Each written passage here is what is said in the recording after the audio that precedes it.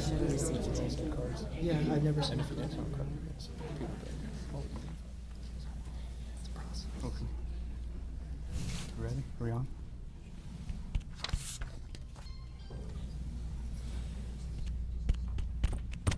Are we on? Is this on? Good evening, ladies and gentlemen. Welcome to this regular city council meeting. It is August 14th, 2019, 6:30-ish. I call this meeting to order.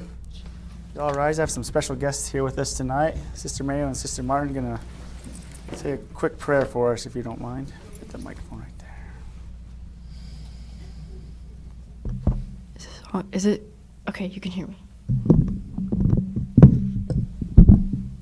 Our dear Heavenly Father, we are grateful for this day and grateful that we have the opportunity to come together and meet as a city for city council and discuss the ideas and the struggles of the city of Page. Heavenly Father, we ask you to have ideas come to mind of those who are in this meeting. And Heavenly Father, we are grateful for those who serve our country, and we're grateful for the opportunity to be able to exercise our rights as a country. And Heavenly Father, we ask a special blessing upon those who serve our country, and the EMTs and the policemen and the officers who run the city. And Heavenly Father, please bless the teachers and the students as they get back ready for the school year again, that they will get into routine. And Heavenly Father, we ask a special blessing upon Page, that they will become more family friendly and that they will come together and be one. And Heavenly Father, we ask thee that things will go good tonight and everyone will come out with a smiling face. And please bless those who lead our country, that they will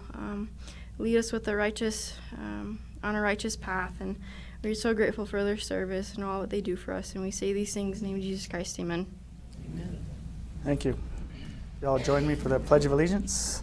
I pledge allegiance To the flag of the United States of America and to the republic for which it stands, one nation, under God, indivisible, with liberty and justice for all.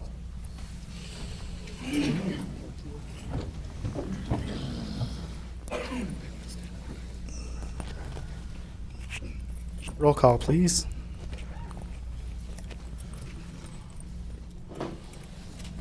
Mayor Tappan, Here. Vice Mayor Kojin, Here. Councilor Davis, Here. Councilor Yank, Present. Councilor Lee, Here. Councilor Cormier, Excused. Councilor Warner. Here. Priority list 5.1. Is there any discussion, possible action pertaining to City Council's strategic priorities? 5.2. Discussion, possible action to City Council's individual priorities. Okay, moving on to the minutes. Move to approve the minutes. Second. Motion and second. All in favor say aye. Aye. Nay. Motion passes with those members present. The consent agenda. The consent portion of the agenda is means to expedite routine matters that must be acted on by council. All items approved will be done in one undebatable motion passed unanimously. Move to Approve the consent portion of the agenda. Second. Motion and second. All in favor say aye. Aye. Opposed? Motion passed with those members present. Thank you. We have no public hearings tonight. Move on to item number 9, call to the public and hearing from the citizens. Members of the public may address City Council on matters not listed on the city agenda. The City Council cannot take action or discuss any matters not listed on the agenda. Is there anyone that would like to address the council? Dr. Smith.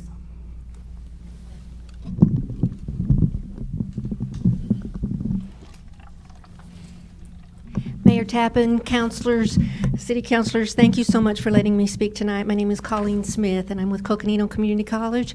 I want you to know we've had a wonderful day here in Page, meeting with different folks, and then working with our Page staff. Most of you know Kay Liam, who's here, and we are trying to do everything we can to find resources to offer more services in Page. It is a challenge, but we are up to the challenge. We're going to keep working to do it, and we just basically want to know that we're with you.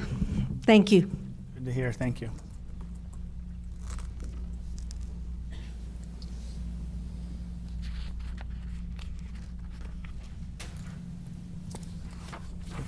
else is running up there, we will move on.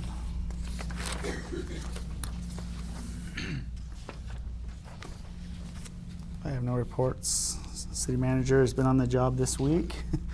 Thank you for coming, our interim city manager. Be here, man. Boards and commissions, discussion by city council pertaining to board liaisons. Any reports?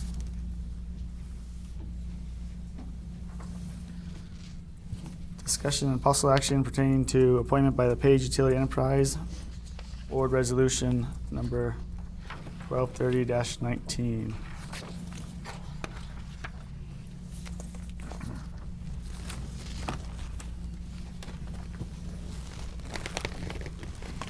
The PUB board met on Tuesday, August 13th. Oh. Please introduce.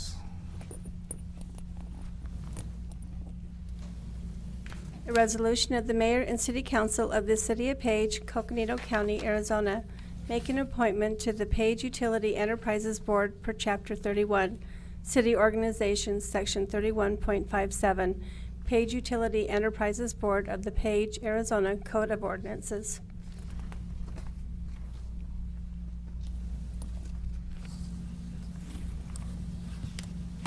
We have one vacancy and we have several applications. The board met on August 13th and made a recommendation. Lynn Hunter with a unanimous recommendation. It's up to council to decide what we want to do. I move to adopt Resolution 1230-19 with Lynn Hunter being appointed to the Page Utility Board, Enterprises Board with a term ending June 2024. Second. Motion and second. Any discussion? All in favor say aye. Aye. Opposed? Motion passes with those members present.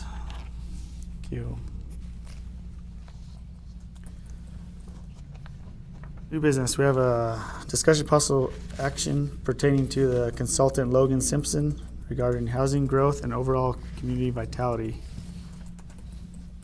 Mr. Swan. Mr. Mayor, members of the council, Tim Swan, Community Development. So with the Navajo Generating Station closure and the continued partnership with the Salt River Project, we have come about last year with the comprehensive housing study. To piggyback and to follow up on that, there was a desire to do a comprehensive housing plan, but as a result, earlier this year, we didn't want to see a plan that would just sit on the shelf. We wanted to see action items. We wanted to see movement. We wanted to see things happen as a result of the board, which actually was comprised with some of the members here today, and wanting to introduce colleagues behind me to show you what that action ended up turning into, and they're going to take a comprehensive look. So thank you.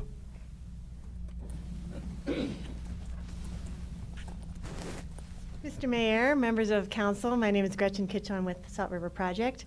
We're going to start with a brief history. You know more than I how Page has evolved over time, so I'll get to more current things.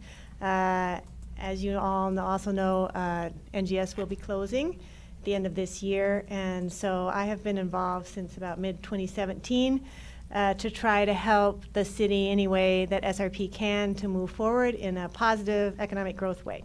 So as Tim said, we started with a housing study because pretty much everybody you can talk to in Page can talk about the housing shortage you all have. So we did a housing study to quantify that to as a useful tool to maybe provide financing, because we have quantified data of the housing study, or housing gap is real, but that didn't solve the problem. So the next step is to try to solve the problem, and it's been great working with Tim.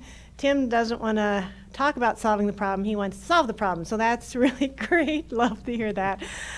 So with that, we worked towards finding a consultant that had expertise that could help us, and we ended up with Logan Simpson, who's working together with Zion Finance to do 4 different things that I think will be beneficial. And just to sort of emphasize, this is for you all, so we would like this to be something that you agree that's a good idea.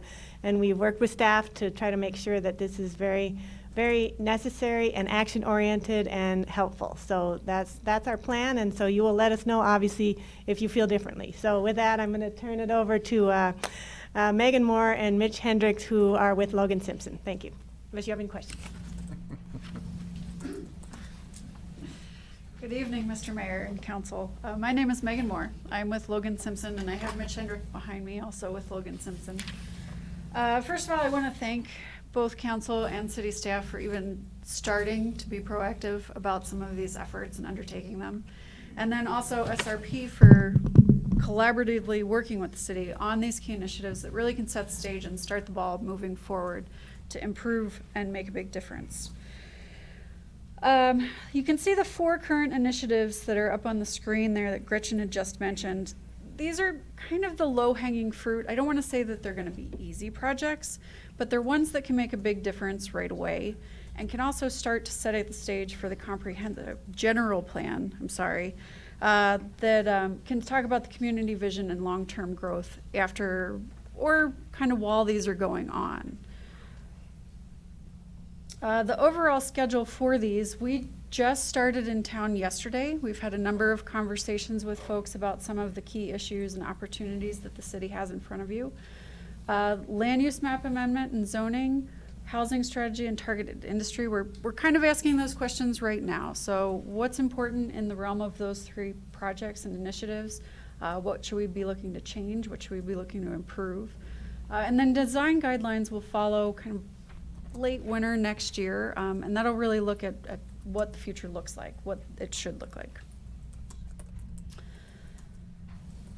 This is a little bit hard to read for me from here, but public outreach. I just wanted to call out that throughout the process, there will be a number of ways for folks to be involved. So all of you guys sitting here in the room tonight, the project website is already set up, and there are a number of ways to give feedback on that website right now. It's Planning Page Arizona, so planningpageaz.com. It'll be up throughout the process, and we'll have some online questionnaires throughout that. We'll notice some public events throughout the process as well as we come back into town and meet with folks. Larger scale public events, one-on-one interviews, and informative meetings like this. And here is the website. So you can all probably check it on your phones right now and take the online questionnaire. And in regards to the 4 initiatives, so I just wanted to give kind of a quick overview of each one, what you can expect to see and what it's looking for to set the stage.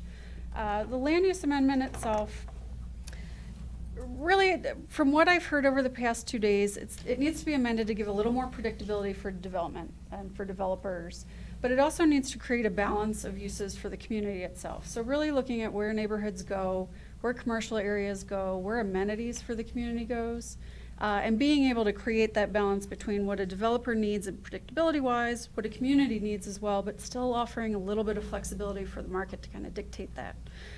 So essentially it goes back to all 4 of these initiatives. They really tie in hand with housing and economy.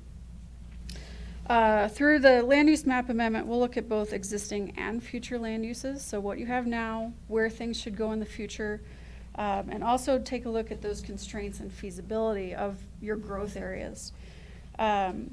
Looking ahead, we'll probably come back with some frameworks, which is kind of the graphics that you see on the screen here that talk about some of those opportunities. And then we'll also vet them with the targeted industry analysis and the housing strategy that we'll be working on in tandem. If we decide throughout the process that we might want to sketch this out, especially for the growth areas and key areas like maybe downtown. If we want to sketch this out like a master planner or developer would, we've done that on other projects that give a good idea and illustration of what that growth and development actually looks like at a block level.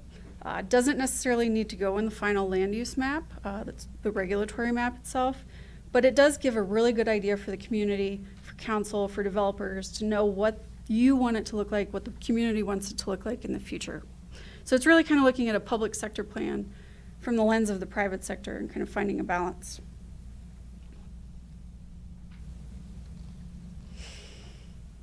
And this is what one of those, this is a plan that we had done for West Henderson in Nevada, right outside Las Vegas.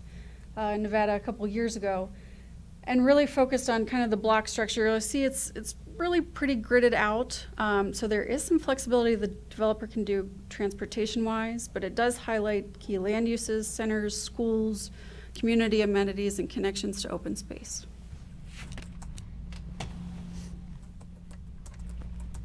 And then with the zoning audit, it really goes hand in hand with the future land use map. Future land use map will identify, of course, what those future land uses and categories should be.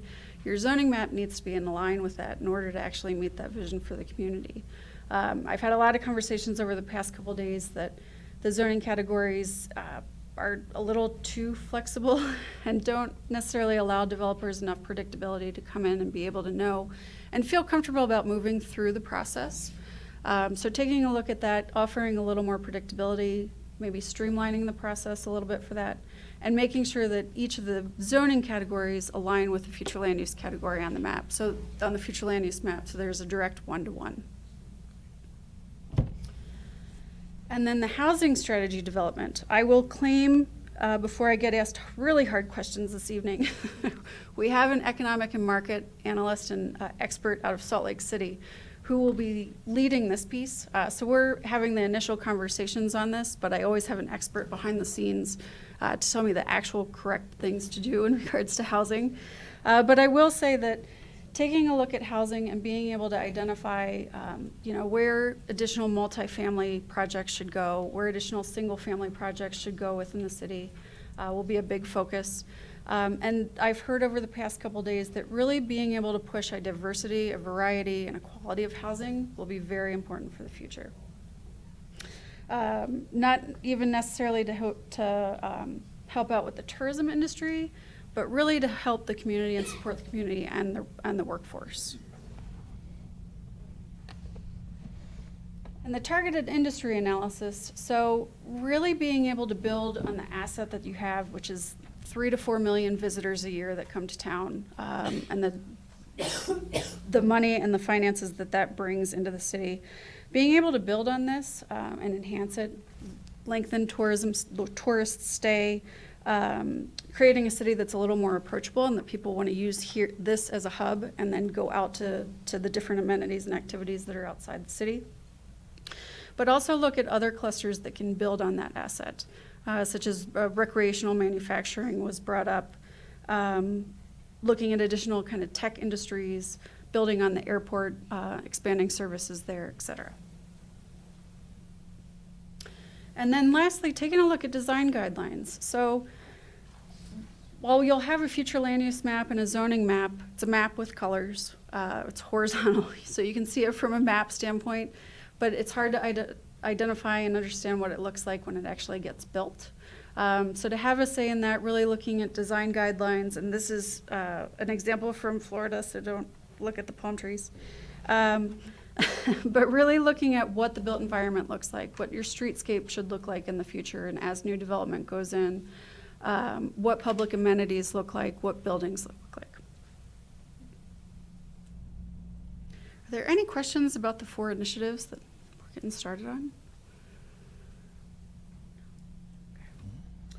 And then, like I mentioned at the beginning, this really kind of sets the stage for a new comprehensive plan or a general plan. We wanted to throw out just some things to think about as you move into that process as well, and kind of lessons learned from past projects that we've worked on. McCall, Idaho is another kind of hub for outdoor recreational activity, very isolated location-wise. But they started out their plan, they really wanted to focus on a very strong vision. And then they created a PR piece, or kind of a marketing piece for their comprehensive plan that really tried to set the stage for kind of a renewed outlook for the city. So not just recreational, but also looking at tech industry, enhancing their airport, and really focusing on downtown. And what's interesting about this project is that in addition to some guidelines and some really pretty strategic drawings that were included in that plan, they really focused on funding. And they focused on funding in a state that's a little hard to identify funding strategies for. And they've been pretty successful, and not all funding strategies will be the same, but they looked at special districts, and they're already starting to be able to implement that, and the plan's only a year or two old. So they started downtown improvements this past year. Nope. And then the other example, as I mentioned, West Henderson before, not only looking at kind of the block level, so you really can understand what that future development might look like on the ground, but West Henderson, it's a very high quality of life community, and they wanted to remain that way, especially on Vegas's edge. So they looked at key metrics. So you'll see kind of the infographics up in the upper right side of the screen there.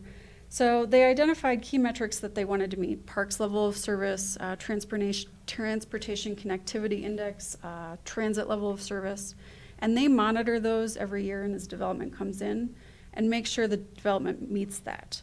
The other interesting piece about this project is that they have a lot of BLM lands that get transferred to the city, and then they transfer them to private sector. And so by doing these metrics and that kind of block level master plan, they have more predictability in what that should look like as it gets transferred out. And with that, so some of the next steps, as I mentioned, we've been talking to folks one-on-one over the past 2 days. We've had a lot of great conversations. We'll continue that by phone. We've got a lot of new contacts in the past 2 days as well that we need to reach out to. As I already mentioned, online engagement is happening now. We'll keep that online questionnaire up probably through the month of September. And then our economic and market analyst expert, he will also be coming down in September and October to do a couple developer forums, meet with the development community and industry experts. So with that, thank you. And any additional questions? No? All right. Pretty straightforward, right? Easy. I want to thank Tim for his hard work on this, and thank you for SRP for supporting us on our housing. Because of that first phase and the data that you supported, the SRP paid for that first part of the study, and Tim's housing symposium, we have about 200 homes in the pipeline for Page. And then the second part that SRP has also very generously helped us we're going to get this actionable study done. So thank you.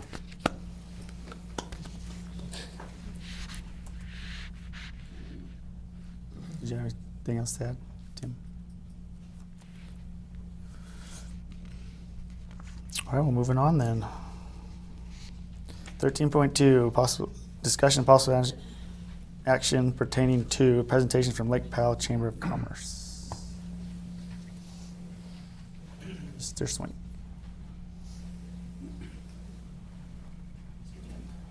Good evening, Mr. Mayor and members of council. My name is Scott Swank. I am the Vice President, Branch Manager for Bank of the West, and also is currently serving as the Board President for the Page Lake Powell Chamber of Commerce. We've been asked here today to talk about what we've accomplished over the past year and how we have supported the business community, but also the initiatives of the council and the city. So over the past year, we've had a 15% increase in our total membership, bringing us up to over 251 members. We have booked 22,953 tours, and also have helped on various grades and multiple people coming into town to direct the visitors of where they can go and enjoy this great city, to the tune of about 3,691 visitors. We've also have helped, at the request of the city, send out 290 relocation and tourism packets to help people understand what we do here and why Page is a great place to live. Now, through our community involvement, we have a lot of board members that sit on additional boards and committees. We have a current active participation with the Workforce Development Board. We have a Workforce Development Board of Page, Coconino Community College, the Reemployment Board, Moving 89 Forward, which was a customer service meeting, which was actually had 4 committees. Can you hear me now? Yeah. Oh, sorry. All right, well, Moving 89 Forward, we had 4 action committees that were formed. We had Workforce Development, the collaboration between the Navajo Nation and the City of Page, community pride and home ownership, and this was attended by active community members and also by the Chamber Director and all of their board members. We have our executive director has gone to NACOG.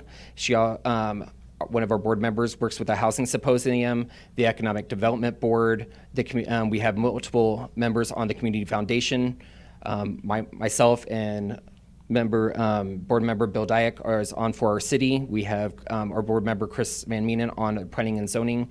And together with Coconino Community College, we have maintained and created 2 training courses to take and help with customer service outreach that approximately we had about 60 people attend. So that we had a great turnout with that.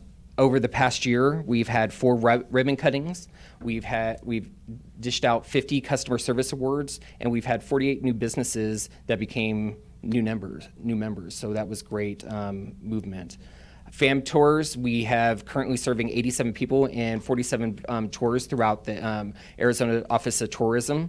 We are currently every week putting in a Star of the Week through the Lake Powell Chronicle. This is selected by Judy Franz and Jim Hunter from CCC, and what we use is we pull information off of the TripAdvisor of the top ranked peoples, and we celebrate them in the newspaper every week. We maintain and update our city's tourism and chamber websites and social media networks. We have a weekly newsletter that goes out, and we try to take in, and we have special announcements that go out weekly. Now, as we have supported the city in the past, we have hosted 3 round tables, one for Representative Tom O'Halloran, the shuttle services for the community and CHD, and then also additional shuttle services with Lena Fowler.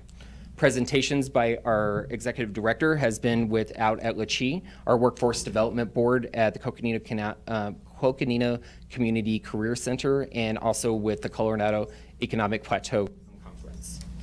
We, as a group, have attended multiple seminars, which are all listed here, and put on numerous events on behalf of the city, such as the Lake Powell Cruise Car Show, the 4th of July, Vendor Fair and Parade, the Judges Retreat, which we assembled judges bags for Judge Roberts, the Balloon Regatta. Is it going dead? Yeah. I'm just going. Okay. Hold on. My shoulder is killing me. Okay, let's try this again. That's what happened last time he presented to council. Sorry for saying no. So a lot with the community events that we do around the community. We, of course, host and help out the Lake Powell Car Show with the Vendor Fair, the 4th of July Parade with the Vendor Fair and the Parade. We help Judge Roberts assemble bags for the Judges Retreat. Balloon Regatta, we do that in correlation with the Balloon Regatta Committee they put on the balloons, and we do the Vendor Fair, which is now the Street Fair. So taking and continuing to move us forward. Santa's Layover, this is our event to where we raise money for Coconino Community Scholarships, and we do that with vendors and silent auctions every year. We help orchestrate the Christmas Parade of Lights, Best of Page, honoring all of our business community, and a lot of our individuals that have been very impactful in our community as well. Our farmers market, which we have every Saturday during the summer, and also monthly mixers that, as anyone here has been to, they're becoming more and more increasingly difficult to get into because we have a lot of participation, which is awesome. Tasks that we have continued to provide with the city, and we continue and want to continue doing. We send out tourism. We've helped with tourism by fielding calls on and off for the past 3 years and providing needed marketing and sales material for the tourism department. In the past year, the Chamber has continuously increased social networking efforts with Visit Lake Powell Facebook page with pictures, informations to attract more tourism to the city of Page. And we've also sent out a total of 290 relocation packets. So that has pretty much been a snapshot. I'm sorry that the mic wasn't working and I just kept going, but any questions or any concerns or any statements that you would like to have answered?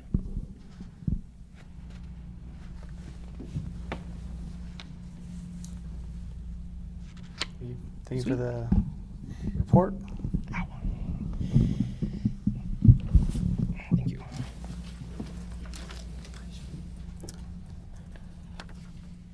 And we got the next MOU we got back from them, so they've requested a few changes, so we'll be going over that again.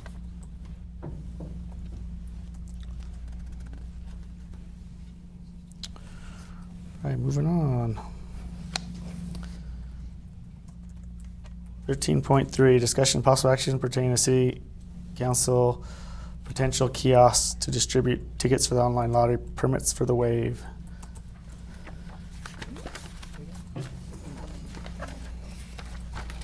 Mr. Mayor, members of the council, Tim Swan, Community Development. As a result of council meetings as well as the Economic Development Advisory Board, staff was directed to move in as a proponent of the wave as part of the City of Page and its role in the wave. So staff has presented, and you all have the proposal in front of you that illustrates. Would you like a little bit of a snapshot or summary? Something. And the proposal includes taking a look at the existing 20 permits that are issued for the wave that are currently issued at this time. Currently, 10 of those permits are issued by an online walk-in lottery physically issued in Kanab, Utah. The other 10 are issued via online lottery, and the actual permits are given out via mail. That process had issues that are concerning via public safety because those permits are issued via mail and safety and guidelines are given out via video, which may not be advantageous to life safety when you're looking to acclimate yourself on a very rigorous hike. There are deaths and other public safety issues that arise from that. Search and rescue efforts typically yield from Coconino County, which is in the state of Arizona, which we also fall into. So the proposal that you have in front of you is to essentially take a look at the existing 10 online lottery tickets and have them, instead of being mailed out, to be printed out somewhere in Page, so the recipients will be thus acclimated, and there'll be some additional resources for them. So they're not flying in the day of and going on that hike the day of. There's actually public safety and as well as additional impacts from that. I'm available for any additional clarification, but this is just a quick summary.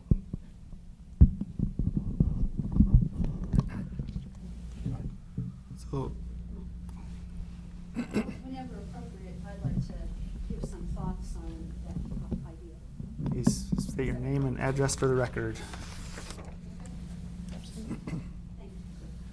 Thank you, City Council. Thank you. So my name is Kathy Spellman. I live on Westview Drive, north of town. I'm here in Page. I'd like to share some thoughts about getting some economic benefit from the Wave Lottery. I have some insider perspective on this since I worked for BLM and did the Wave Lottery for 5 years.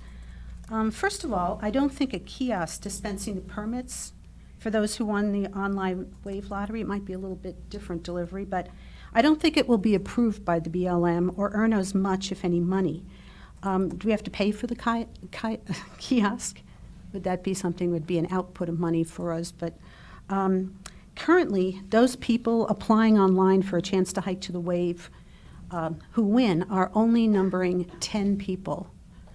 So I think we're selling ourselves short if we accept or decide to do this instead of getting more of the Wave Lottery, is what my general point is here.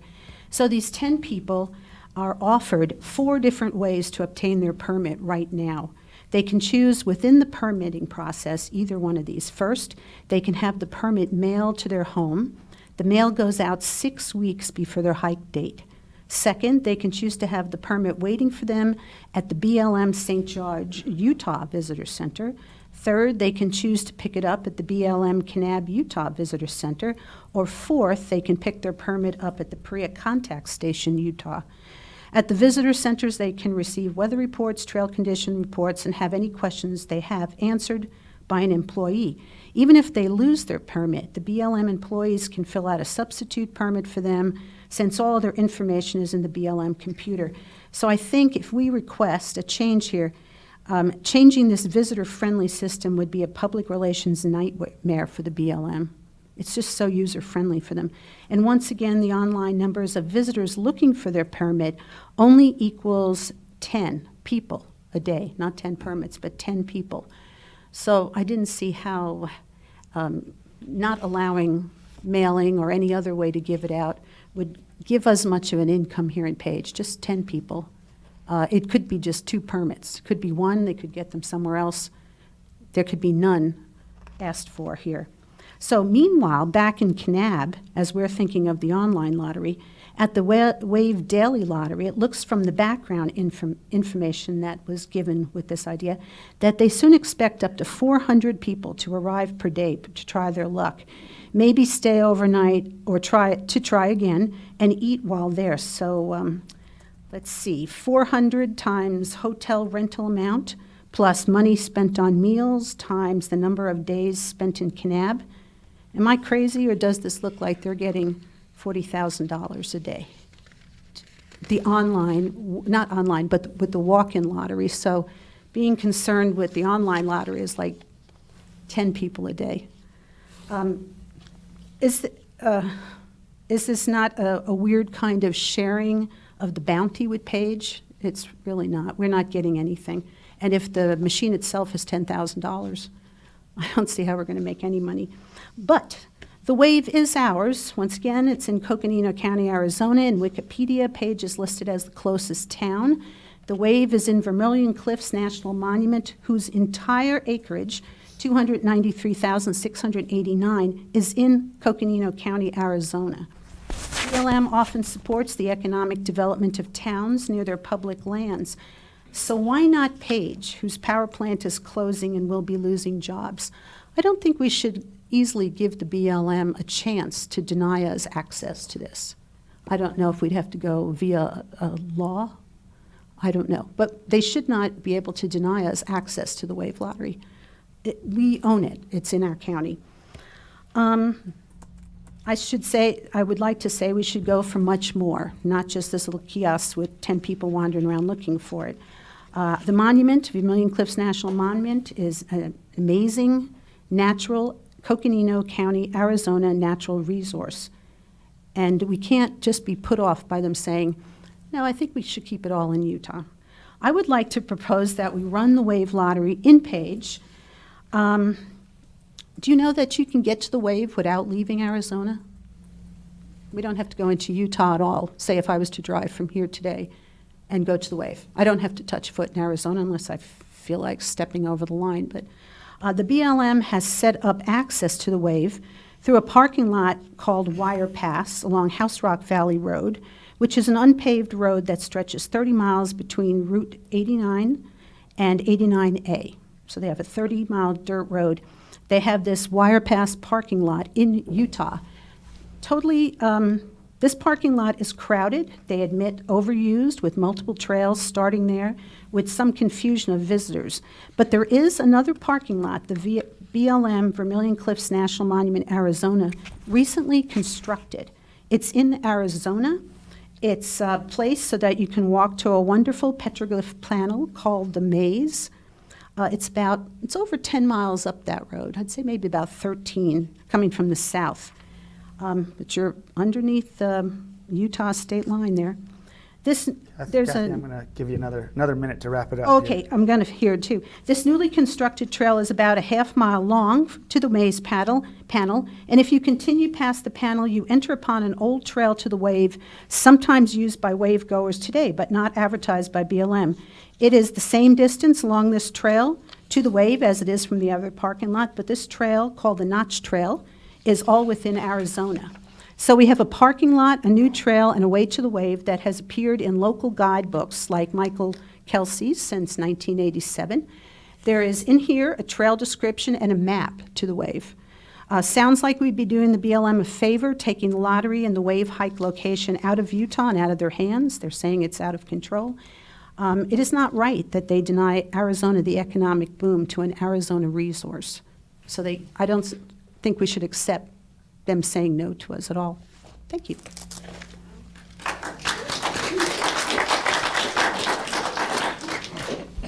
Thank you. Those are great questions. It is true a kiosk will cost about $10,000. So I'm going to tell you how we're going to make money off of that. 10 people a day, that's roughly 3,650 people a year.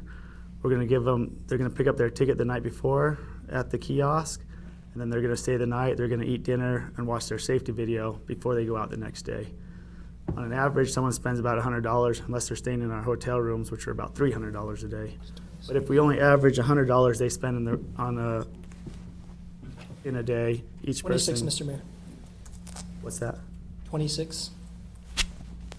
$26.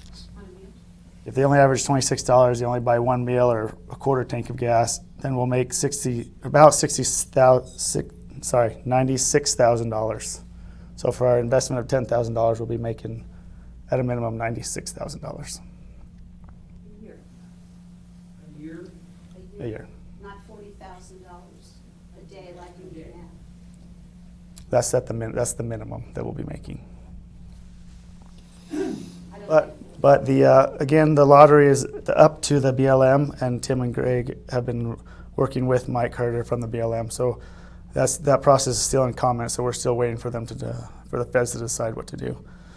We're working with the county and our state representatives to help them, and the federal government to help them convince the Bureau of Land Management that should be back in Page. Any other comments? Well, I think that, any way we can participate, obviously, I think this approach is assuming that we would not have any success in convincing the BLM to relocate their lottery system to us. But if through some legislative mandate or some state support from the governor's office, from our legislature, that perhaps enough pressure could be put on BLM to put it back into Arizona. However, if I know where this is coming from, it's like, well, this is probably the most doable thing in terms of the BLM perhaps, but I still feel like we're being shortchanged in the long run, even if we are granted this process. I agree with Councilor Warner. I think we should take a look at this one again once BLM has made their decision, and focus on, focus on, putting our support and providing all the data that our county and state legislatures would need to help bring it here. I've got a question for Tim. Tim, if we move this process forward that you're proposing, does that prevent or delay or somehow challenge the cause to go and force the BLM's hand? Or I'm a little bit skeptical of moving in one direction at the expense of another, I guess is where I'm coming from. Mr. Mayor, Councilman, if it's the will of the council to ensure that Page is a piece of a piece of this puzzle here, which is what the proposal says, that Kanab will retain everything that's going on in Kanab, and we will take over the online lottery. And assuming that if a number goes up, if it does, in terms of the public scoping, and then trying to raise that number up, essentially it's staff thoughts that would only go to online permitting, where if we establish that right, that number would only go up and there would not be an increase in in-person pickup. We could pursue those endeavors concurrently, but at the end of the day, the public scoping is going to be closing out possibly at the end of the year. So it's also a thought that maybe we can put something forward at the same time. But it's whatever the will of the council. So we could sort of channel both efforts at the same time, is what you're saying? Yes, sir. I'd support that. Within the proposal for the online that is presented here, that will be moving forward if we approve this, for the online lottery, are we proposing that every other option be taken off the board other than coming here and picking up from the kiosk? Mr. Mayor, Councilwoman, Every other option, as in picking it up from another As in- location? Correct, picking up from another location, having it mailed. If that's the will of the council to include that in the proposition, but yes, the purpose of having it picked up here is to maybe not have just the online video present, but actually have a member of BLM present to give the safety speech, because at a death a year, that's too much, is sort of what the BLM stands and sort of their candid talk. So they would like to be here present as well. So yes, that essentially would. Okay, because my concern is okay, let's say we do move this forward, and all the options, which, customer service, go to wherever you're more comfortable picking up your ticket, we're not going to see the 10 people per day because they will have the other options. So how many, do you see where I'm going with this? I mean, there's a possibility that we will end up with none. There's a possibility that we will end up with 10. The proposal and the feedback from the BLM is that the pickup location will be in Page. It will be. There will not be another option if that. So if people were flying in from Vegas, they'd have no choice but to drive all the way here, past three other pickup stations at that point, come to Page, and then drive back to go to the Wave. If they flew into Vegas, they would be able to connect and fly into Page and pick up their ticket, possibly if we wanted to locate it at the airport, right at the airport the day before. Okay, but I still see that as a hindrance to people who are traveling, because people who would be coming from Zion or Bryce or any other place, they'd be obligated to drive about another 30 miles here and then back just to get their permit. That's kind of the goal, so they'd stop here and buy gas or lunch. I understand that, but we're trying to help people as well too, not just the city. Well, the thing is, the people that are putting permits in on the Wave are doing that months ahead of time. It's very unlikely that you show up. There's 400 people a day show up for 10 slots. They didn't just come driving in. I know people come and plan to do that from a long distance. So whether you drive from Page or Kanab, you still have to drive. We're closer to the Wave than Kanab is to the Wave. Yeah, but So Kanab's closer to Zion and Bryce and a lot of places. What I'm saying is that I doubt that people are at Zion and then just we're on the way, let's stop and see if we can get a permit. I know people that have gone and made a full week commitment to get one day to get a permit and have stayed a week and never got drawn. I understand that because I've gone through the trouble of getting drawn as well, and it's taken a while, and that's just me living here. But what we would be proposing is taking an open system that allows people to pick up multiple places and get replacements and get it by mail, which is fairly simple, to just saying, no, you can't have any of those. You have to come here. Right, this is after they've already won it. Yes. It's not prior, it's not the lottery itself. This is after they've received notification from the online system, yes, you have won this lottery. And so you'll have, like Chris was saying, people, in Kanab, let's say, have won and they have to pass 2 or 3 just to come here. And then turn around and go back, let's say, go back home. Well, I think that what we're trying to do is figure out how we can capitalize on an asset that's in Coconino County and for the benefit of our community and as well as the county. And so to do that, if it looks as though the future permit system is going to be expanded, it's likely that the BLM will realize that the system they have isn't very functional. To have 400 people show up and wait and draw 10 names. So with where they're going in the future, if they add permits and they add more visitation to it, likely it's going to be done through the electronic media.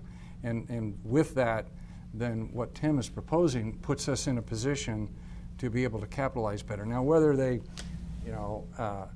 whether they win the lottery by mail and have to come here, I'm not going to get into that because, I mean, the BLM would probably say, you know, we'll mail your permit and just show up, you know. They have a visitor contact station there already, but at Perea anyway. But I think we're looking at ways to move the resource back into the economic benefit that it should be placed in. It's not a Kane County asset. Yeah, but what this We're not asking for. What this is specifically saying is for the online lottery, to Right. pick up the 10 only. If we wanted to get more people to come here, it would be nice if we could get the out of the actual 400 lottery. people that were actually going and trying to get the spots from Kanab. It would be better if we got those here, because that's more than just 10 spots. Certainly. Right. If there's a way to do that, and I think that if we can channel those efforts concurrently, but I believe that what Tim is saying is that right now that system exists where you show up, 400 people show up for 10 permits. Mm-hmm. That's likely going to disappear. That will go away because the BLM is going to realize there's a better way to do this. That's not a very efficient manner. I mean, Or customer friendly. might take a while.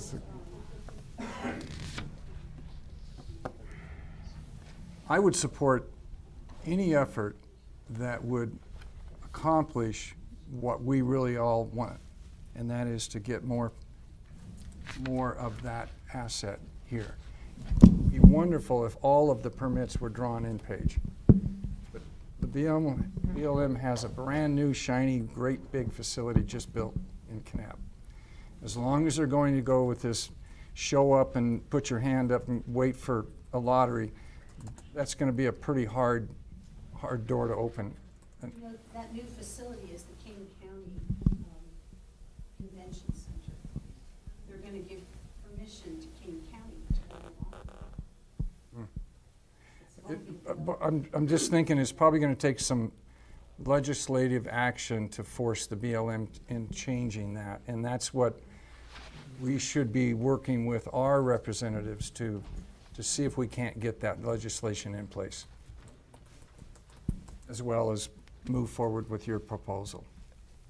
So, Mr. Mayor, the options are to take the proposal as is while concurrently working with another proposal to pursue the other endeavor of taking the in-person lottery as well, or to hold off and submit a single proposal that includes both aspects. Is that what we're looking at?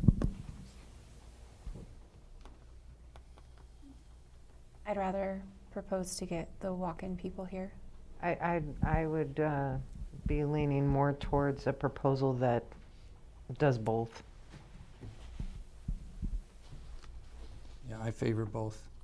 I figure something's better than nothing.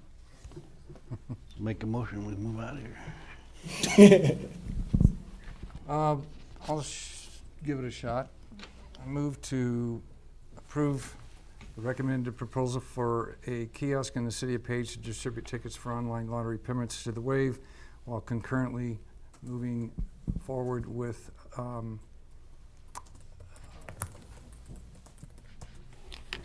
efforts with our legislature and representative body to put forth pressure on the BLM to relocate the lottery to Page in Coconino County. I guess that's as good as I can get right now. Second. Motion and a second. Any further discussion? All in favor say aye. Aye. Aye. Opposed? Nay. We have 2 nays. Yes. 2 nays. Motion passes. Thank you. Moving on. 13.4, discussion possible action pertaining to council priorities at the Arizona League of Cities and Towns Annual Conference. Thank you, SRP. This, I kind of added this on the agenda kind of late, so I apologize for that, but I wanted to, since we were bringing most of council there and a team there, I wanted to go there with, did everyone get this email?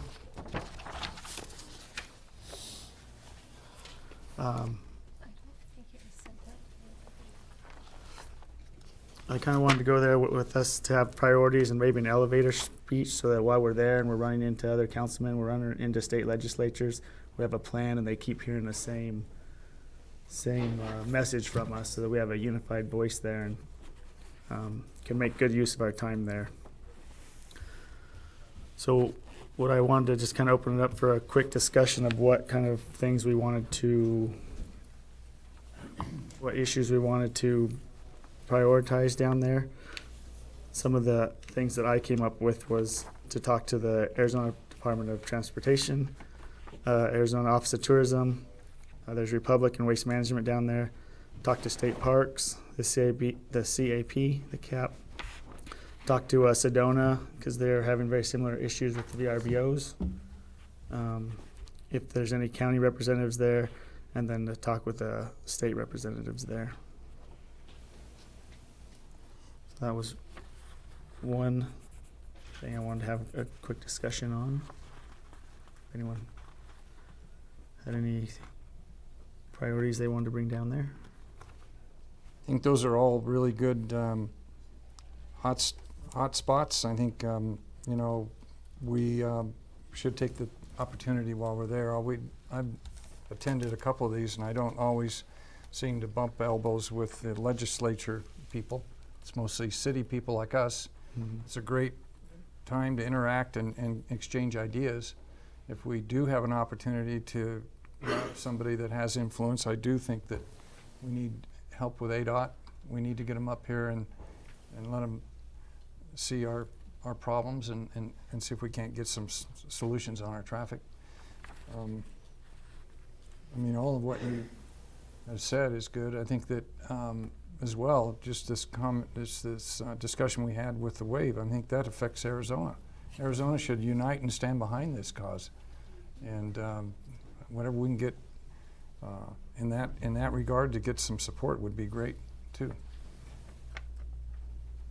The other thing I just wanted to, since while we're all here, the showcase is on Thursday night. We're gonna have giveaways. Excuse me. Tim and Greg really hustled, and we have some really good giveaways in the clerk's office. We have some houseboats and some really good giveaways. The business community really stepped up for us. So Thursday night, for everyone to be there and help give away prizes to get people to Page. We'll work on that elevator pitch tomorrow from your feedback. And then just the last thing I want to say is just remind everyone that we're down there representing Page. Be on your best behavior, Rick. No, not only are we representing Page, we're representing our cities, so just act and dress appropriately for representing the city of Page. That's all I had, unless anyone else had any more comments.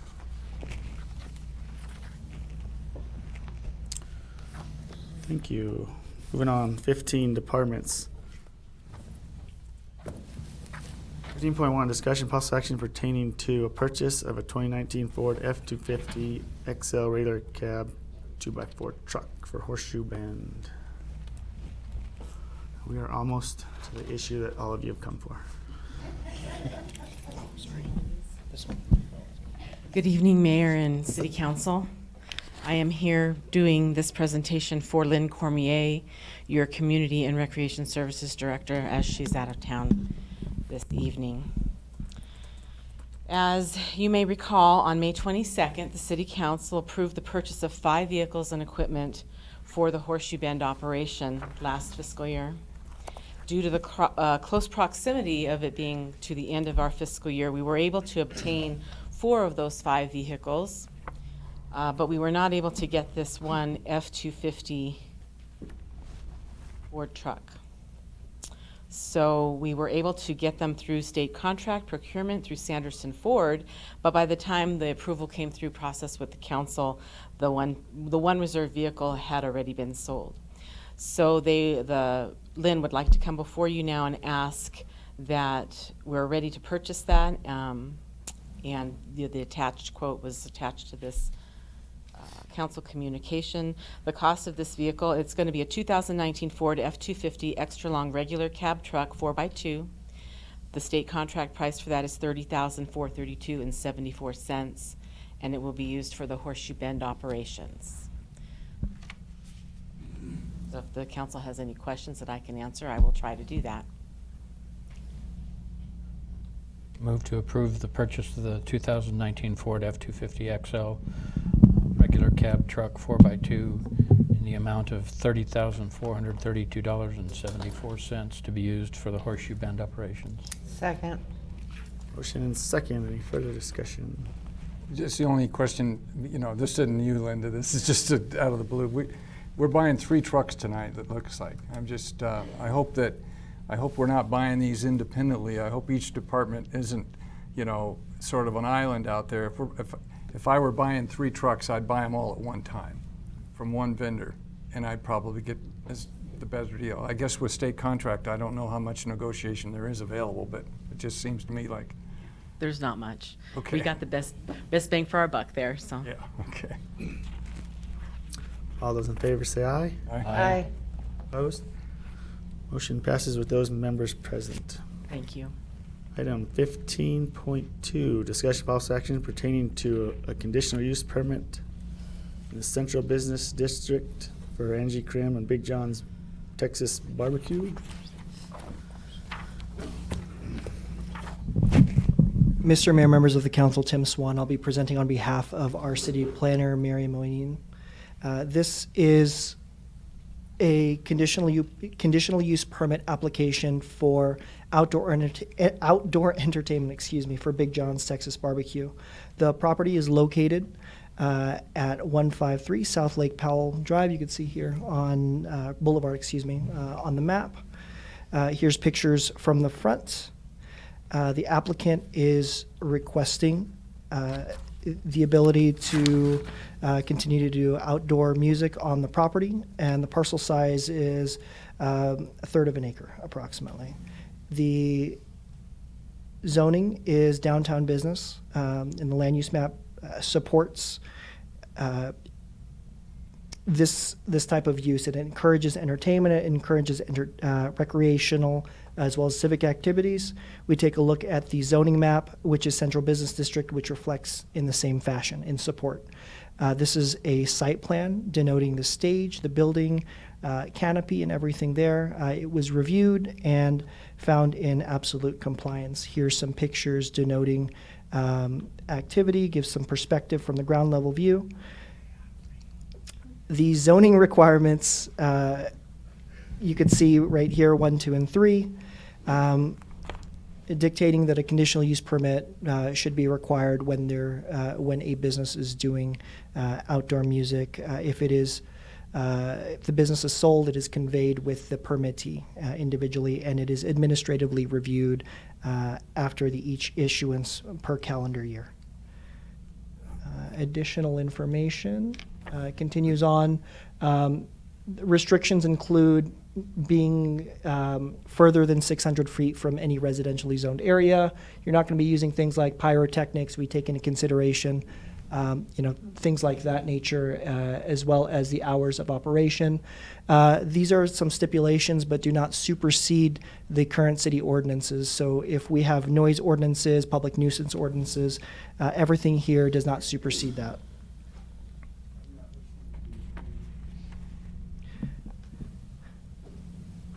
So to continue on, to ensure that the entertainment is of amicable volume and it is not disturbing, there are no complaints, that is a stipulation of a conditional use permit. Lastly, we have some findings where there are 4 properties that are zoned residential within 600 feet. However, those are not being used as single-family residential, so we do not find that as an issue. In conclusion, city staff, as well as the Planning and Zoning Commission, unanimously recommend approval for the request, 1, 2, and 3, meaning that the proposal will have limited negative effects on the surrounding area. The sound will be operated in amicable times, and at a amicable level. Thank you. Throw this out. So I'd like to open this up for a little bit of a broader discussion. Our Central Business District has really become our entertainment district. And people come to me complaining all the time that there's nothing to do at night. I don't think the requirements are unreasonable. I just have a problem with requiring a permit in our entertainment district. We should be making it easier for businesses, not harder to operate. We don't need to, in my opinion, I don't think we need to be nickel and diming business owners for a $300 permit every year. We directly benefit from their taxes to the tune of about $12 million annually. I'll make a motion to approve a conditional use permit, CUP 20-1 for Angie Graham Big John's Texas Barbecue LLC with conditions 1 through 9, and further waiving the annual permit fee.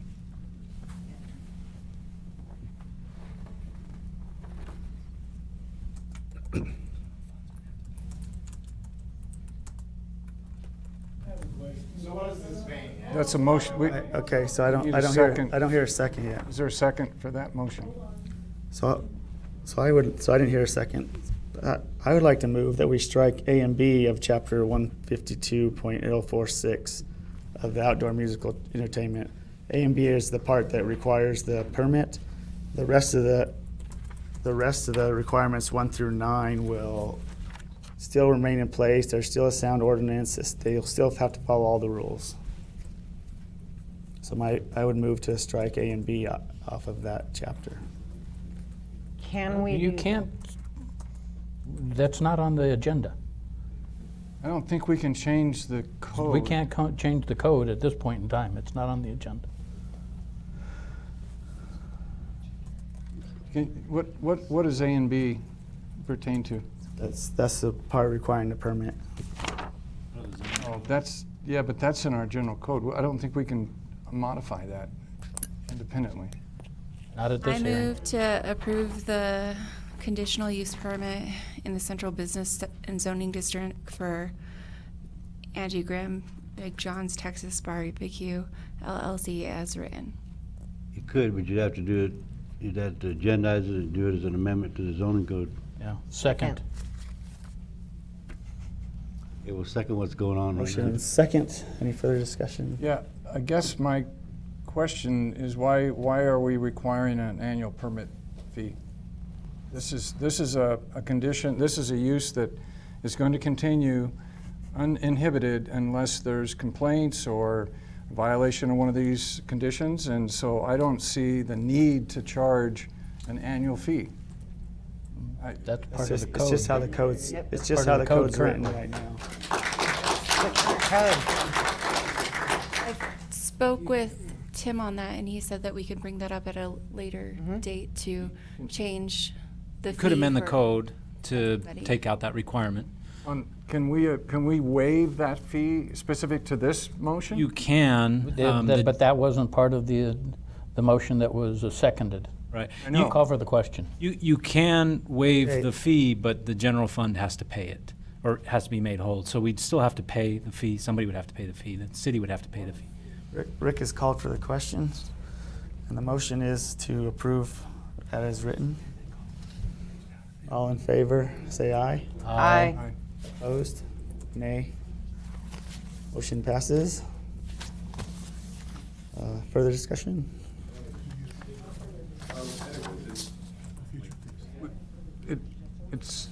It sounds like the appropriate measure would be to follow up on an agenda item Ask staff in to the next bring. meeting to put this on the agenda so that we can address the fee. Yeah, but by state law, in order to modify the zoning code, we actually have to go through the P&Z Commission, and we have to hold a hearing there. But we can certainly start that process.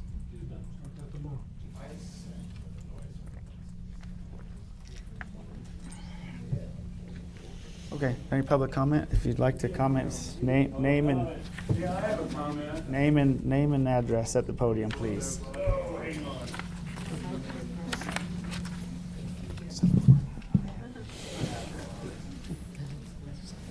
You can make this up that you can charge businesses for a permit, but you can't tear it down. You can do it, but you can't undo it.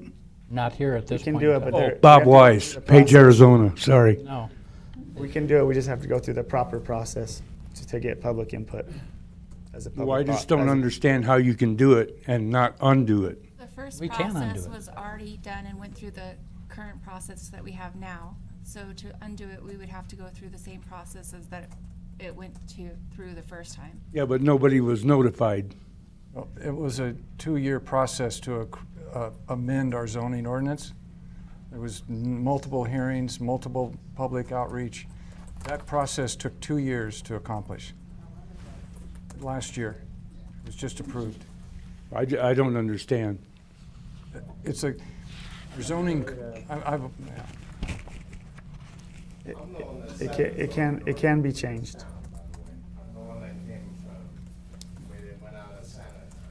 Come up to the microphone, sir.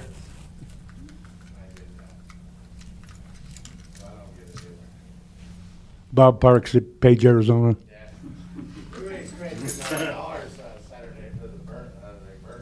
Okay, so staff's gonna bring this back so we can get rid of a little bit of permitting regulations.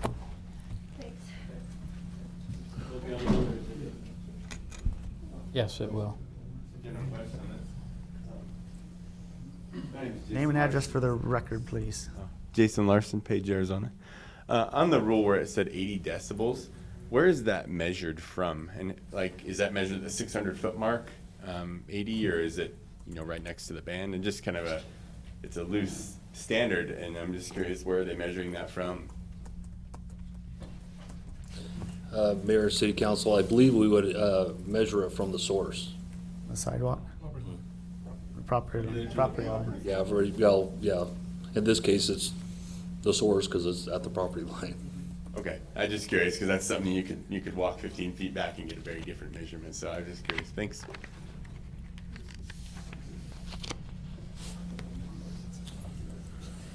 Okay, moving on. Sorry.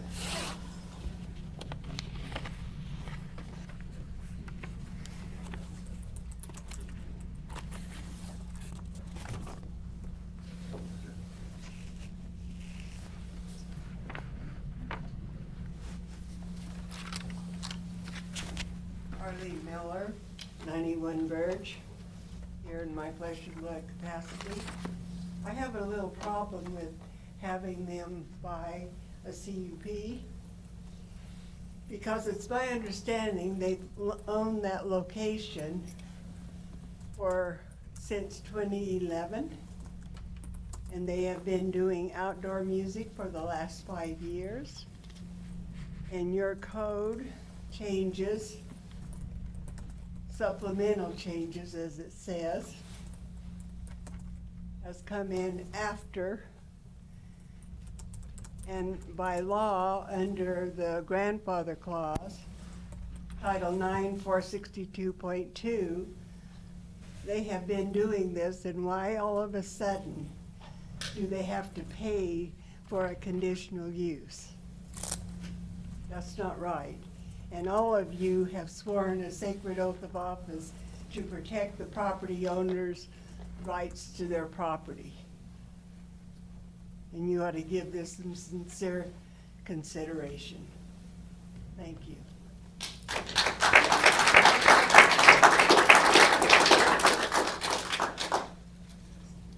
Would you like me to address? Yes, please. Mr. Mayor, members of the council, the ordinance has been in place since 2001 in its capacity, so even the prior rendition. We were just doing a review of the ordinance needed. It's essentially the same ordinance running with the outdoor music shall be obtained, shall run with the permittee, and when we did the update in 2018, 2019, it just mimicked the 2001, and they've been there 7 years, Angie? Yes. So, Hi, Chandler Buckley, number 19 11th Avenue. I don't know all about that stuff, but senior thing up there is said from 6:30 to 8:30 p.m. Most of the people that we have come here, a lot of times they're from out of town, way out of town. 8:30 at night, they're just getting started, and you guys are going to make sure that the music is shut down by 8:30. That was my understanding. Am I wrong with that? Or is that No, it's 11. It's 11, okay, so that was mine. But even 11, they don't even start eating until 9. And normally, most of the people in town start breaking down at 9, and that's when they start dancing and doing their outtime stuff. So you're giving them 2 hours, and if this is gonna be our nightlife in our downtown, 2 hours is just quite not enough, guys. And I'm just saying, if we're gonna be looking at stuff, let's look at the stuff that's gonna make the city money. No, we weren't limiting it to that, Mr. Buckley. That's just what their presentation was for. Okay, we're gonna move on here. Thank you. Thank you, everyone, for your comments. 15.3, discussion and possible action pertaining to airport improvement program grant offer for the apron reconstruction project.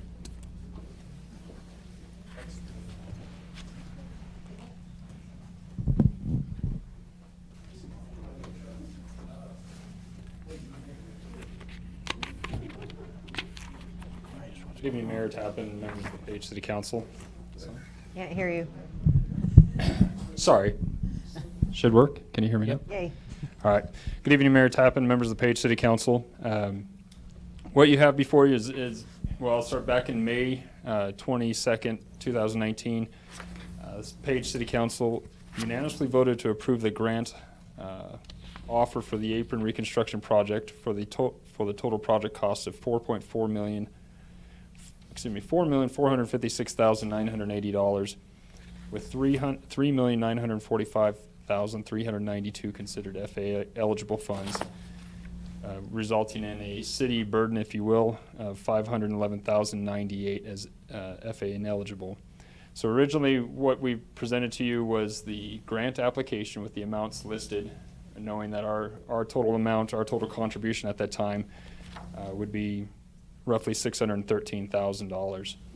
After review with the FAA, as they evaluated our application and then have subsequently put forth the grant offer that is before you included in your documentation, they have requested an additional $12,000 of construction management be added to the $511,098 ineligible funds. So that would raise our burden in this project. So the project also has come up in price, and they've matched their amount. So our total project cost is $4,861,403, with the city burden including 2.5% and the ineligible costs at a total of $631,556.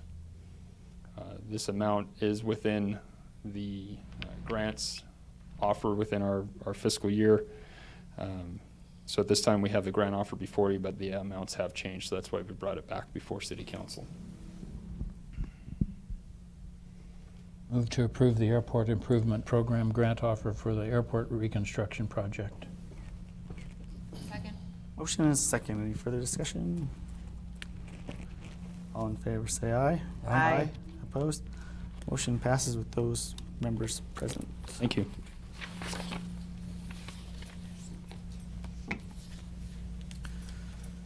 Number 5, discussion possible action pertaining to purchase of a 2019 Ford F-150 XL Super Cab short bed. We skipped over one? Oh, sorry. Got my check marks wrong. Discussion and possible action pertaining to a purchase of a 2015 Case 590 SN 4x4 Extendaho for the Public Works Department. Welcome back. So again, Public Works Department has included in the capital equipment budget for this fiscal year, had originally included a newer used backhoe to assist the needs of the department. Following the approval of the fiscal 20 budget, staff began the search for a low-hour, good-condition backhoe. Several units were found in and around the Southwest region. Many of the units are sold as a package with multiple buckets and/or implements attached. The 3 units that you have included in your attachments are all comparable in their abilities, horsepower, and age. They all come from different vendors. We're looking at a Cat, John Deere, and Case. Staff has reviewed those options and recommends the purchase of a 2015 Case 590 SN backhoe from Titan Machinery with an 18-inch and 24-inch bucket and a hydraulic breaker. Pricing includes tax and delivery to the City of Page. I move to approve purchase of a 2015 Case 590 SN 4x4 extended hoe from Titan Machinery for the amount of $94,784.69. Second. Motion and second. Any further discussion? All in favor say aye. Aye. Opposed? Motion passes with those members present. Thank you.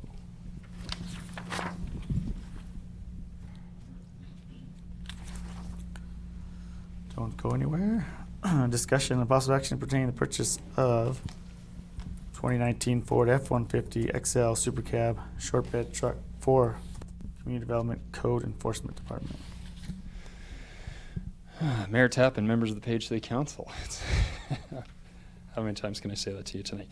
So what you have before you, well, as the Public Works Director, I also represent the Central Garage, which does provide fleet management for the City of Page, including purchases of much of the equipment. One of the areas that we do not dictate, we only give advice, is to public safety, so they can ask us for recommendations. But they have a different sort of package that falls into the police department, and also different packages that fall under the fire department. So we provide information for them, but for all the other vehicle purchases, we generally request that staff comes to us and make the request. So what you have before you is a request from the Community Development Department, Code Enforcement specific, to replace their existing truck with 152,338 miles with a new F-150 two-wheel drive extended cab short bed vehicle for their use. The vehicle is purchased under state contract with Sanderson Ford again. It's on their lot currently and includes all taxes and delivery to Page. Move to approve the purchase of the 2019 Ford F-150 XL Super Cab short bed truck from Sanderson Ford in the amount of $27,145.19. Second. Motion and second. Any further discussion? I just have one question. I guess I don't know if you know what the plan is for the old truck. Yes, I do. As monitoring the fleet, we have a need in other departments for vehicles, for a truck that we will equip this vehicle with a ladder rack and supply it to the IT department. So they're You currently pass it down to the building official. We have better plans for his vehicle. He gets all that old stuff. Motion and second. All those in favor say aye. Aye. Opposed? Motion passes unanimously. Thank you. Congratulations, you got all your trucks. Discussion and possible action by City Council pertaining to a purchase of a 2019 Ford F-250 Crew Cab 4x4 upfitted with Battalion Chief Emergency Response for Page Fire Department. Yeah, good evening, Mayor and members of the council. Hopefully, we're not done with the truck purchases yet this evening. The fire department has included in this year's capital purchase, the capital purchase budget, the purchase of a 2019 Ford F-250 4x4 outfitted with a Battalion Chief Emergency Response Package. This vehicle would be replacing a 98 Ford Expedition with more than 150,000 miles on it, and is needed for emergency scene response to provide incident command and scene safety for responding crews. It's also used for off-highway incidents and technical rescue operations. This vehicle would be an integral part of daily operations and plays a significant role in emergency scene response in the City of Page. As you see, I did get 3 bids on this thing. 2 of those bids are from state contract, and one of them is from the local vendor here. With the upfit, the local vendor came in at a price that was, I believe, within reason to consider Lake Powell Ford for a purchase. If you have any questions, I'd be glad to try to answer them. Chief, what's going to happen with the existing? The existing truck will actually be moved out to the floor. The 98 Expedition will go away, and that one will actually replace that, which will be used for fire prevention, used for training events outside of the City of Page, and operations still. So it'll continue use, just at a different level.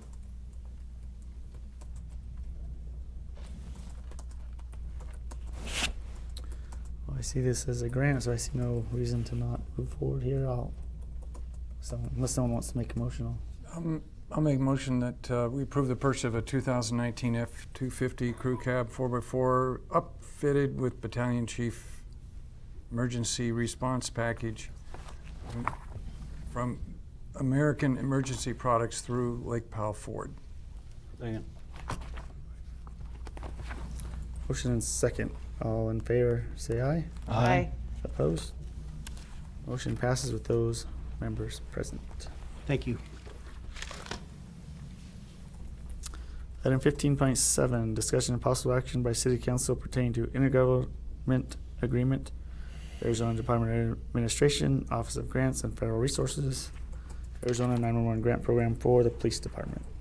Good evening, Mayor and Council. Drew Sanders, Chief of Police here in Page. Essentially what this is the Arizona 911 Grant Program is changing how they're administering funds. Instead of giving grants individually to all the public safety answering points, they are essentially making a central point, in our case, to the county seat, City of Flagstaff, where they would give all the grant funds to that entity, and then they would distribute it out to the other PSAPs, us being one of those.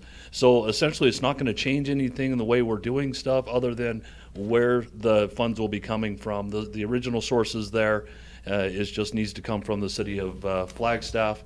And in that case, we need an intergovernmental agreement to fulfill that. Are they taking an administration fee for this? They are to the tune of about I want to say $5,600, something like that, 58 maybe. But it doesn't take off of what we're getting, so. Move to approve the intergovernmental agreement for Arizona Department of Administration Office of the Grants and Federal Resources Arizona 911 Grant Program between the City of Flagstaff and the City of Page, and authorize the mayor to sign the agreement. Second. Motion and second. Any further discussion? All in favor, say aye. Aye. Opposed? Motion passes with those members present. And before you go anywhere, discussion and possible action pertaining to Horseshoe Bend traffic control. Thank you. Again, I'm coming to you if you're I'd like to invite your recollection to last June when we asked for $50,000 to administer the traffic plan out at Horseshoe Bend. You'll also recall an after action that was sent out to all of you that indicated that we actually used far less than the $50,000 that was requested and authorized. At that time, we kind of lucked out where the barricade company we used actually came in and couldn't get the materials we actually requested, and came in using what they call pedestrian panels that you all saw out on Highway 89 over the 4th of July. Well, I'm coming to you tonight in an attempt to get you to approve us to an authorized amount for the entire fiscal year for each event, which is 4 events, which would be 4th of July, Labor Day, Thanksgiving, and Memorial Day would be the high times out there when we actually need to activate our traffic plan. Instead of coming to you all those different times, authorizing us up to an amount that would, so we don't have to keep coming back every time. You'll note on here that we are requesting $30,000 per holiday event. I will tell you that at this point, the target's moved on us a little bit. Where before the traffic materials we needed were in the $12,000 range, we don't have access to that anymore. For this event coming up, the best we could get is $30,700 just for the traffic materials. Therefore, I was going to suggest an amendment to this, boosting us up to $45,000 per event. And we will try to come under that at every time, but by putting it there, that will be able to get us with the materials we need and the law enforcement services that will make this successful. So Kyle, where are we at with 2B out there? Are we gonna have some of the improvements done this fall and spring and stuff, or? Councilmember, for in terms of the construction for phase 3 or for? We're talking about widening going to the booth and all that stuff, isn't that gonna be in work sometime? We're gonna install that for another year? What's the plan for that? If we may discuss that, just recently that is anticipated to be included in the Phase 3 design, some of those changes, because there's further changes rather than just widening the road. And hear a word you're saying. Go to the mic.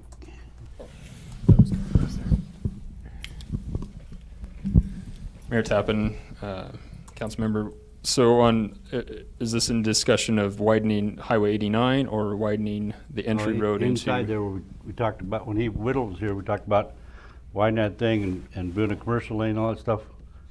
Where's the plan for that? Are we gonna move on that this fall and spring, or is that? Currently, if you recall, some of the discussion is that we were gonna include that in the Phase 3 construction. We're gonna include the widening of the road, the addition of a fee That's booth possibly, and ridiculous. some of the stuff. We need to get going on that. There's no reason why that can't happen this fall and this spring. There's no reason to go through another year of the same stuff we just been going through. I thought that was the plan when Whittle was here, when we told him what we wanted done. That was part of Phase 3 that we were discussing. He talked about, they even labeled it 2B. Wasn't 2B the stuff that needed to be addressed? That's the way I understood it. There were comments that were provided from a couple of council members in regard to some of the designs on Phase 2. So the initial thought was that that would be included in the Phase 3 design. That was kind of the comments that we'd received from that, and we've incorporated those, and those actually be presented to the council come September 11th at the next council meeting. You need to approach Whittle. If you can't do it, you need to get somebody else. There's no reason why that can't happen this fall and this spring. There's no reason for that to be a year and a half down the road to make them adjustments to get them people off the road. It's ridiculous. Don't you think? I was under the impression that the last holiday went rather smoothly. Yeah, I was going to say, I visited the site during the last holiday period on multiple days at different times, and I didn't witness at all any excess traffic congestion, or, to be honest with you, Chief, I really didn't see a need for the effort. I know you guys went to a lot of work, and you put a lot into the planning, and you executed flawlessly. But I think that it was a flop in terms of the visitors didn't show up to the party. We had multiple days where the parking lot was half full. It never reached capacity. It never spilled out on the highway. And so I think that we tested the water there, and I really don't think that it's appropriate for us to expend this kind of money going forward, hypothesizing it's going to be we didn't have a problem on the busiest holiday week of the year. The reason we had a problem on the previous holiday is because we didn't have a parking lot open. When we opened our parking lot, we didn't have a problem. Everything flowed, traffic flowed well. I would support some form of signage perhaps, and if you can adjust the speed for whatever, but to go out and do everything that you guys put into on the 4th of July is just a waste of effort. Yeah, we're just lucky that them concrete barriers weren't available, because that's a week process just setting them out there and picking them up each way. So. And historically, our traffic pattern in terms of the coming holidays aren't really a big bump. You know, they're just business as usual. And right now, that facility is working very, very smoothly. I just don't think we need to move in that direction. I think that the project is working really well, as it is right now. I mean, you go out almost any day, and it's just it's working really well, really well. I don't see the need to go out and spend that kind of money and take the resources away from your department on a need that's not really there. I didn't see it. Do we want to allocate any overtime for holiday pay? I think we just let the holiday go now. And maybe this is the wrong approach. I know you're more proactive than reactive, but in this case, I think that we ought to let the facility work. It was designed for the flow of traffic that it's getting, and I don't see that it's going to be a problem going forward, even during the holiday.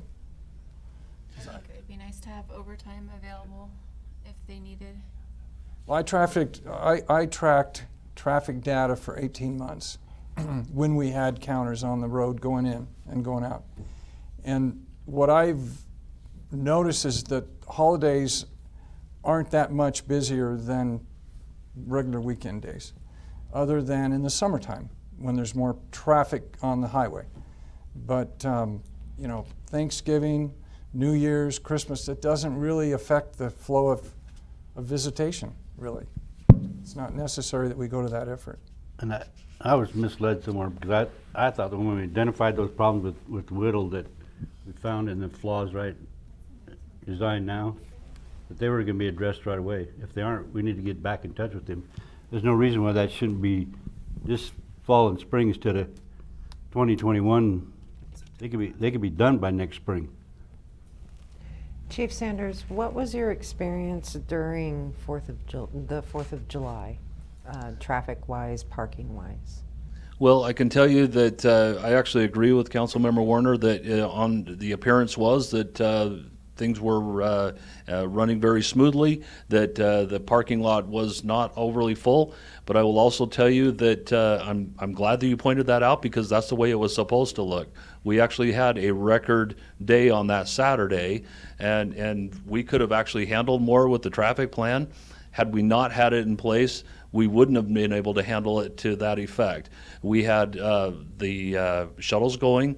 We had to limit the number of large RVs going in there. In fact, we didn't let persons pulling trailers in there. If we just let it go, it's going to deteriorate right back into what we've experienced in the past. And the problem is in our experience is that if we don't get out ahead of it, it turns into a mess, and we're really looking at an emergency and in a public health almost emergency out there, because we cannot get apparatus out there from the fire department. We don't have our people out there. If they're not staged and ready, we cannot reliably respond out there because of the calls for service that we're trying to handle just in the city. So I will agree with you that, I would like to pare this back. This, my Scottish blood is just boiling on this thing, okay? But I can tell you that as we analyze it and we look at it and we're trying to make that experience for people that is smooth, and that we don't have a crowding problem out on the road, and we don't have crashes and so on. Yeah, we were successful in that we didn't have any problems, and it did appear that way, even though we had a record attendance then. So I wish we could pare it back. I really honestly do. It scares me to death. I just don't know how we can legitimately do it right now. We are anticipating even more visitation over Memorial Day. They just had another record day just the other day. So, but actually the traffic count's actually coming down. It's 30,000 less than it was a year ago. And what we found, Chief, during the 4th of July period was, yeah, we did close to trailers and RVs, but we opened it right back up the very next day, because there was no need for an overflow parking lot. No one used it. And that's why I say we went in. You did a great job planning, but you were planning for a comparing event when you had no facility available to be exercised, right? The parking lot was not finished. It was not open. It was not built when Memorial Day. Yes, you're right. That's correct. When the parking lot was open, the fee stations are flowing. We had a record attendance day, and we had zero congestion, zero. You had no need for overflow parking for RVs. That was open again. So I'm just saying, let's let the facility do its job. Now, if we need to appropriate or allow some form of surveillance or more overtime, perhaps to be aware of a potential, but let's just not assume that we're going to have a disaster and go all out again, because I just think it's a waste of resources and a waste of money. We could put a lot better resources to work and money to work in your department than doing this, I think. This doesn't affect the shuttle that's going to be going, correct? Yes, we have a requested a shuttle, yeah. Okay, so in this request would be the shuttle as well? Correct. Okay, so I would be more comfortable with dialing it back a little bit, because I know we had a few buses last time. It would be nice if we maybe didn't get as many buses, and then signage would be great, but I don't know if we need all of the barriers, and having people who are like from the police department who are specifically out there just to deal with it would be amazing as well. But I don't think I'm comfortable with just taking everything away. I think we should at least have some overtime for officers so that we can at least have the traffic control out there.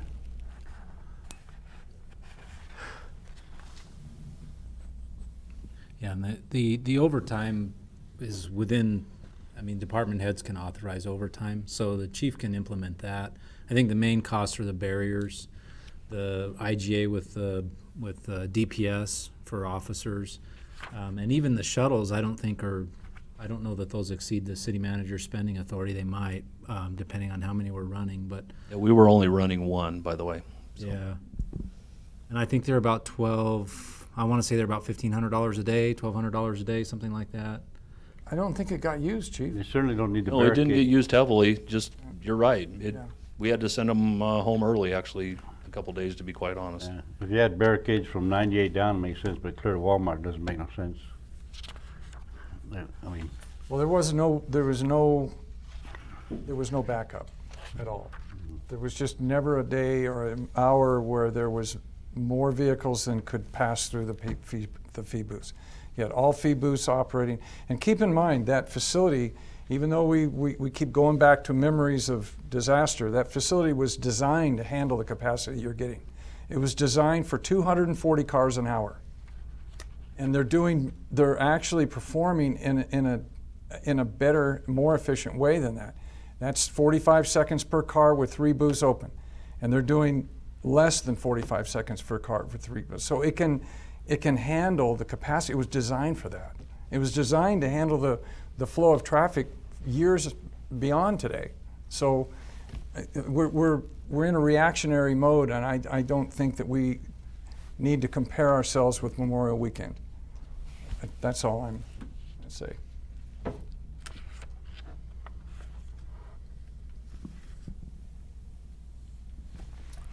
Okay.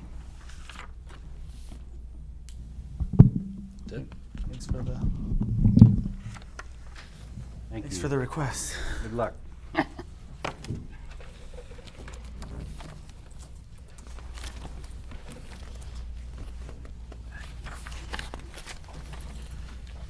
We have 2 executive sessions left on our agenda. 16.1 pursuant to ARS 38-431.03A1, city manager hiring process. 16.2 executive session pursuant to ARS 38-431.03A4, golf course maintenance equipment for Lake Powell National Golf Course. Move we go into the executive sessions consecutively. Second. Motion and a second. All in favor say aye. Aye. Opposed? Motion passes unanimously. We'll be going into executive session here.